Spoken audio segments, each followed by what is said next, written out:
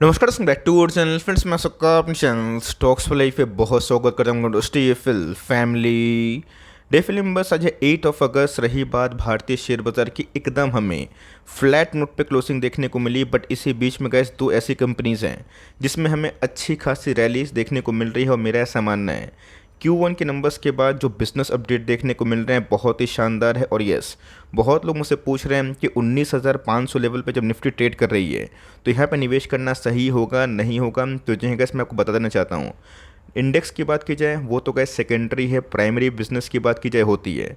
Business में gas अगर अच्छी खासी ग्रोथ होती है तो ऑफकोर्स उस कंपनी में अच्छा खासा रिवॉर्ड बन सकता है। आपने देखा कि जब निफ्टी 19,500 पे है तो बैंक निफ्टी अच्छा परफॉर्मेंस कर रहा है, निफ्टी आईटी अच्छा परफॉर्मेंस नहीं कर रहा है। बट जब निफ्टी 15,000 के आसपास था, 12,000 के आसपास था, उस समय गैस कहानी उल्टी थी। निफ्टी आईटी में अच्छी खासी परफॉर्मेंस थी और बैंक निफ्टी अच्छा खासा परफॉर्मेंस नहीं कर रहा था। मतलब दोस्तों, हर एक बिजनेस का एक साइकिल होता है। तो इसी बीच में गैस दो कंपनी ऐसी है जो मेरे हिसाब से गैस 1-2 साल के लिए फिट बैठ रही है। तो क्या न्यूज़ है, क्या अपडेट है और मैं किसके बारे में डिस्कस कर रहा हूँ, फटाफट बताना बहुत ही ज़रूरी है। बहुत इन्फॉर्मेटिव वीडियो होने वाली है। चैनल फर्स्ट टाइम होंगे सब्सक्राइब कर सकते हैं इस तरह की क्वालिटी कंटेंट को सबसे पहले एक्सेस करने के लिए। Now without delaying any for time, let's begin. सबसे पहले समझना और ऑफ कोर्स उसको एनालिसिस करना बहुत ही इंपॉर्टेंट होता है कि कौन सी कंपनी कौन सा साइकिल में सबसे अच्छा परफॉर्मेंस करती है। उसी पे ही हम लोग दाव खेलते हैं। पिछले 1-1.5 साल से कैसे इंडस्ट्री उतना अच्छा परफॉर्म नहीं कर रही थी। बट अभी के टाइम दोस्तों कहानी कुछ चेंज हो गई है। मैं इधर पे कैसे एंजल वन के बारे में डिस्कस कर रहा हूँ। आप सबको अच्छे से पता है कि एंजल वन को कैसे हमने अपने प्लेटफॉर्म पे बहुत बार डिस्कस किया है।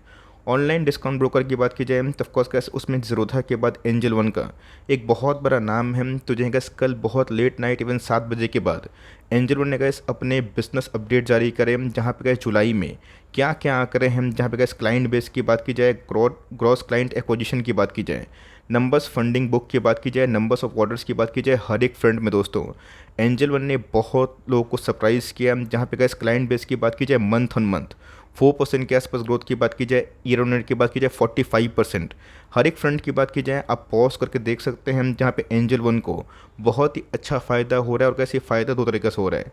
सबसे पहले गैस आपको पता है कि एफएनओ में इतने लोग नुकसान खाने के बावजूद भी उनकी संख्या बढ़ते हुए देखने को मिल रही है। बिकॉज अब तो गैस हर डे कुछ ना कुछ न्यू एक्सपायरी बनते हुए देखने को मिल रही है। कभी गैस बैंक निफ्टी का एक्सपायरी है, कभी निफ्टी फिनेंस का एक्सपायरी है, कभी निफ्टी मिड कैप की बात की जाए उसका एक्सपायरी देखने को मिलता है। और दूसरे की बात की जाए नंबर्स ऑफ डीमेट्स अकाउंट दोस्तों बढ़ते हुए देखने को मिल रहे हैं। आपने देखा कि फ्राइडे को लेट नाइट मैंने स्टॉक फटाफट में कवर किया था कि कैसे 30 लाख नए डीमेट अकाउंट खुले, कब, जुलाई के महीने में। यहाँ पे गैस एंजल वन ने अपने इन्वेस्टर्स को बताया है कि जल्द ही वो कंपनी को रीस्ट्रक्चर करेंगे। मतलब उनकी सब्सिडी कंपनी की बात की जाए, उनकी कोर बिजनेस की बात की जाए, उनको रीस्ट्रक्चरिंग करने की आवश्यकता है और कंपनी करेगी। बहुत लोग बोलेंगे वेट सर रीस्ट्रक्चरिंग होता है क्या है? एक ऐसा टूल, एक ऐसा इन्वायरमेंट जहाँ पे कंपनी एफिशिएंटली अपने बिजनेस को डील कर सकती है। कभी कभी वो क्रेडिट पॉलिसी को लेकर भी होती है, कभी कभी डेट को लेकर भी होती है। बट दोस्तों जब कंपनी कोई भी जगह पर रीस्ट्रक्चरिंग करती है ना, उन सब कंपनी को हल्के में आप मत लीजिएगा। बहुत सारी कंपनी से आपने देखा कि 2020-21 के बाद अपने आप को रीस्ट्रक्चर करी, खासकर पीएसयूज़। उसमें गैस क्या रैली बनी पिछले 1-1.5 साल में आप सबको अच्छे से पता है।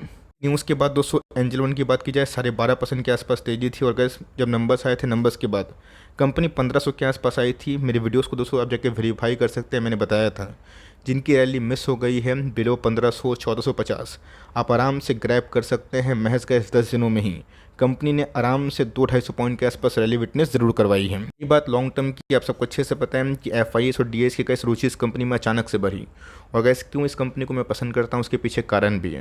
और पसंद करने का मतलब ये नहीं है कि कंपनी नहीं गिर सकती। बड़े बड़े जगह पे दोस्तों बड़ी बड़ी गिरावट होती है। बीच में तो कैसे कंपनी गिर के 1000 के आसपास आई थी। और यस, मैंने इसको भी, इवन इंडिगो पेंट्स को भी कैसे 1000 के लेवल पे ब्लाइंड बाई करने की सलाह दी थी उनके लिए जिनको कंपनी पे कन्विक्शन है। वहाँ से तो गैस दोनों कंपनी 50% से ऊपर, इवन 70% के आसपास चढ़ चुकी है। और बीच में गैस नंबर से मेरे हिसाब से काफ़ी अच्छे थे, ख़राब नहीं थे।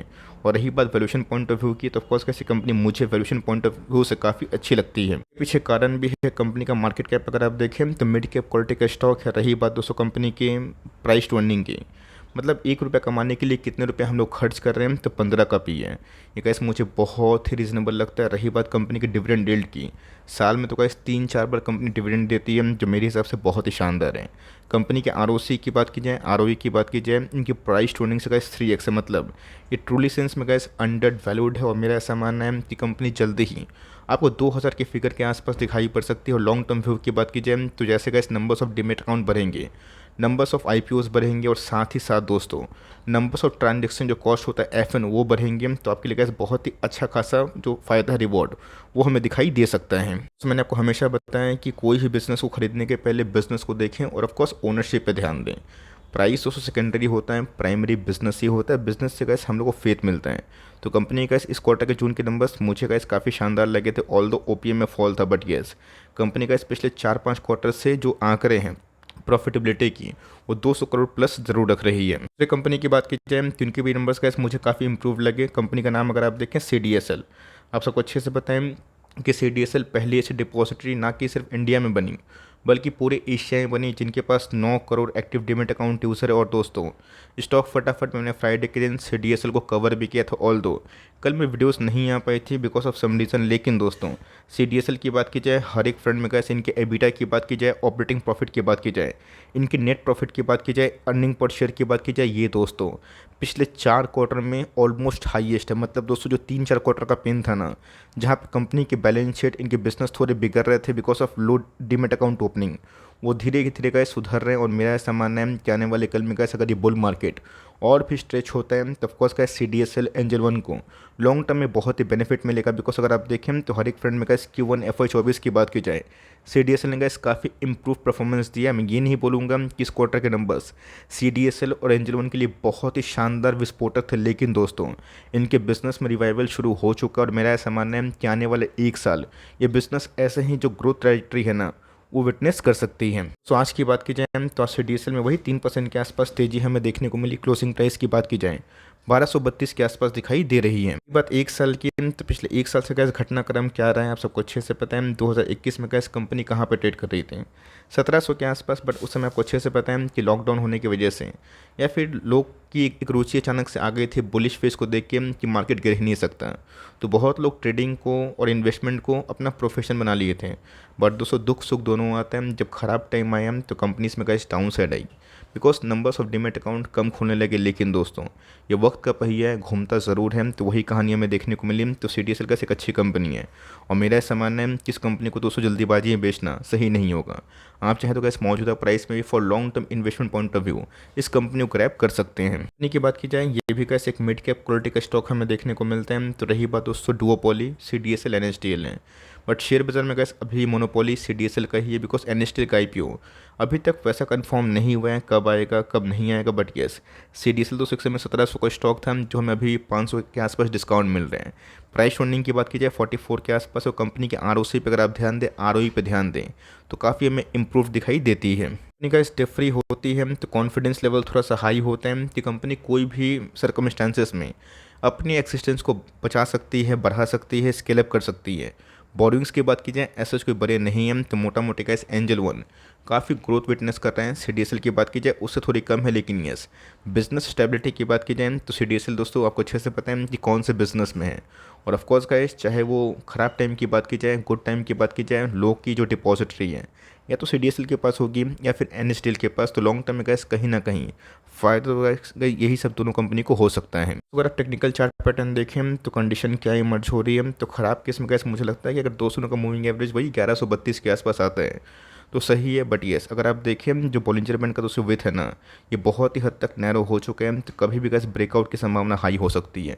आप इस कंपनी में निवेश करके बैठे हैं तो होल्ड करें, और निवेश करना चाहते हैं तो थोड़ी बोनी क्वांटिटी दोस्तों इस लेवल पे भी की जा सकती है। अगर आपको 100 स्टॉक खरीदना है तो 20-30 स्टॉक से गैस अभी भी आप श्री गणेश या फिर शुरुआत कर सकते हैं। रही बात RSI इंडेक्स की, तो ऑफकोर्स गैस 1 डे के चार्ट में वो 61 के आसपास है, तो बहुत हाई स्ट्रॉन्ग नहीं है, लेकिन यस वीक भी हमें दिखाई नहीं दे रही। बात मंथली चार्ट की, तो गैस मंथली चार्ट में अगर अभी के टाइम ब्लैक कलर की लाइन रेड कलर की लाइन को तोड़ के आगे निकली और बड़ा एंगल से गैस क्रॉसओवर हुआ, गोल्डन क्रॉसओवर मैकडी में, तो मेरे हिसाब से गैस जो पिछले 1.5 साल का पेन था तो आने वाले 6 महीना में वो गेन में कन्वर्ट हो सकता है। तो ऑफकोर्स गैस अपनी रिसर्च करें, और उसके बाद जिस कंपनी में कन्विक्शन आपको बिजनेस ओनर की तरह दिखाई पड़े उस कंपनी में बन सकते हैं। और रही बात कैसे दोनों कंपनी अभी के टाइम काफ़ी अच्छा परफॉर्मेंस कर रही है। Because of demography dividend India को बहुत ही फ़ायदा होगा और नंबर्स ऑफ डीमेट्स अकाउंट्स भी जो खुल रहे हैं दोस्तों, आने वाले कल में ये पूरा नॉर्मल हो जाएगा। अभी हम लोग को बहुत ही हाई लग रहा है, लेकिन यस जैसे जैसे गैस डीमेट अकाउंट की संख्या बढ़ेगी वैसे वैसे जो अभी के टाइम हाईएस्ट टेंशन है वो एवरेज हो जाएगा, जैसा कि हमने गैस इंडिया का जीएसटी कलेक्शन में विटनेस किया था। दोनों कंपनीज में गैस कौन सी कंपनी का होल्ड कर रहे हैं कमेंट बॉक्स में बताइएगा ज़रूर। तो गैस मिलते हैं जल्दी ही, तब तक के लिए bye. Thanks for listening friends, God bless you all.